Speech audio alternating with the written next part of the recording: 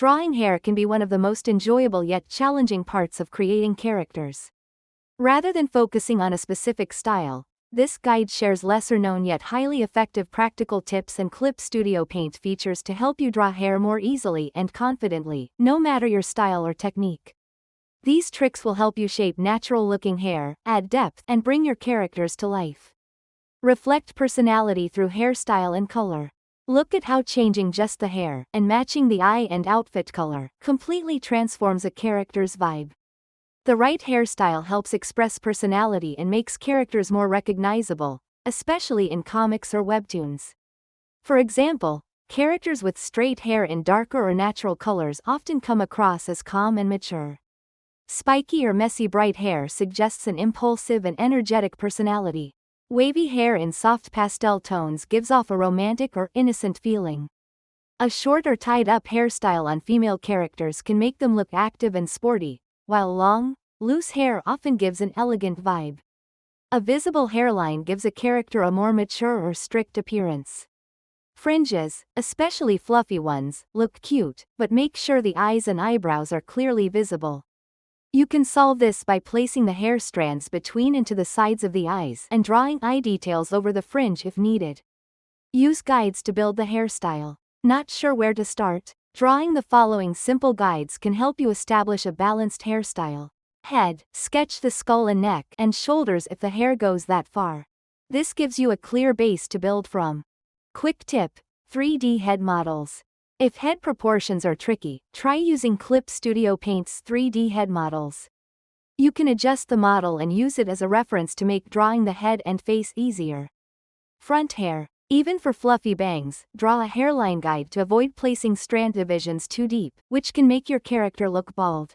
The hairline typically has 3 V shapes, one at the top and 2 on the sides pointing roughly to the eyebrows.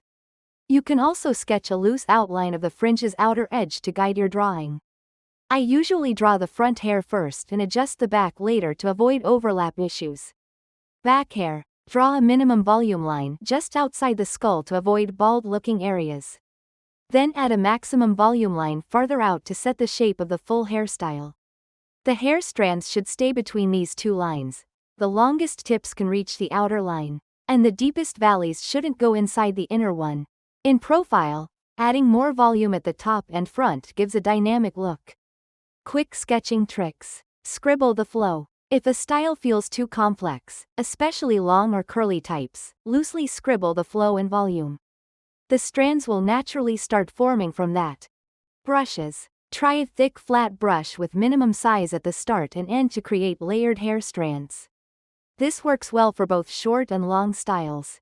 A brush tip with overlapping black and white ovals can even give a 3D shaded look. Curly hair can be done with various painting brushes. Still stuck? Explore Clip Studio Assets. You'll find everything from outlined strands to short hair in a few strokes to fully shaded locks often used in manga and webtoons. These tools are the secret behind complex-looking hairstyles. Assets also offer 3D hair models that can help you understand a hairstyle's structure, but they don't capture the softness or motion that makes drawn hair feel alive. The secret to natural-looking hair. Think in volume. Avoid drawing individual hairs unless you want a very specific effect.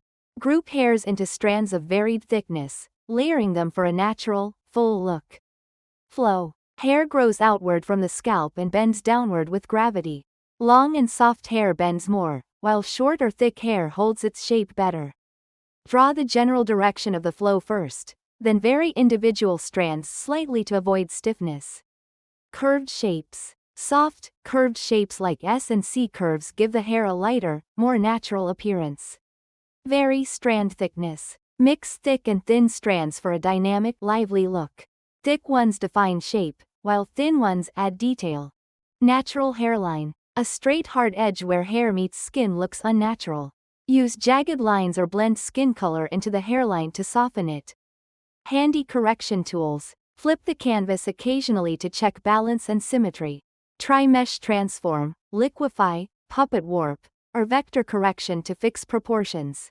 These tools make it easier to fine-tune volume or curves without redrawing.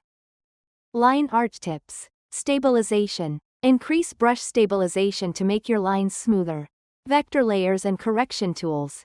Line art on vector layers is very flexible. You can easily clean up lines of overlapping strands with the vector eraser, adjust and connect curves with the pinch tool, and smooth with the simplify tool. If you sketch on a vector layer, you don't have to redraw for line art. Just clean up the sketch, adjust with correction tools, and draw additional details. Thickness of lines. Try the correct line width tool to adjust line thickness, thicken areas in shadow or where strands overlap, and thin lines hit by light to create depth. Raster to vector. You don't even need to redraw shapes you've drawn with a brush with a border line. This method can also be used on shapes created by filling a silhouette and adding a layer border to it.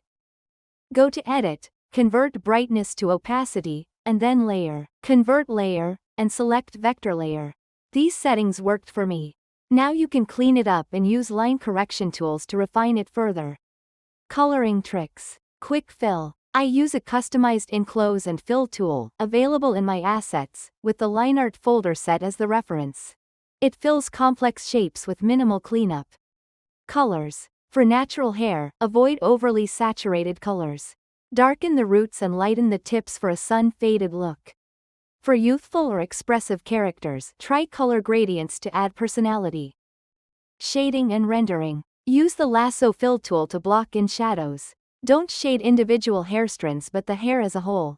Hair is naturally shiny, so parts facing away from light, especially near the top of the head, can be darker than you might expect. Soften sharp transitions with a soft brush or blend them to create a smooth satin feel. The blending brushes can also be found in my assets. Brighten lower parts of the hair with reflected light.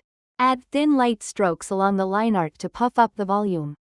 Don't be afraid to add extra light strands that don't follow the original line art. Just erase part of the line art if they overlap too obviously. Short and messy hair is easier shaded with a backlight effect using a nudged selection of the hair layer as a shading mask. Liquify helps with shaping it. You can add a few light strands to boost the volume. Details. Only render detailed strands where they matter, around the face or focal points. Leaving the back less detailed keeps the focus clear and saves time. Highlights. Use Add Glow, Glow Dodge, or Screen layers to add highlights. You can paint them manually or use special highlight brushes from the asset store. Adjust their shape with Liquify and erase parts to fit the style. You can even experiment with adding sparkles in the hair. Avoid overdoing the contrast. Too much can make the hair look wet. Also, placing highlights too high or low can flatten the strands.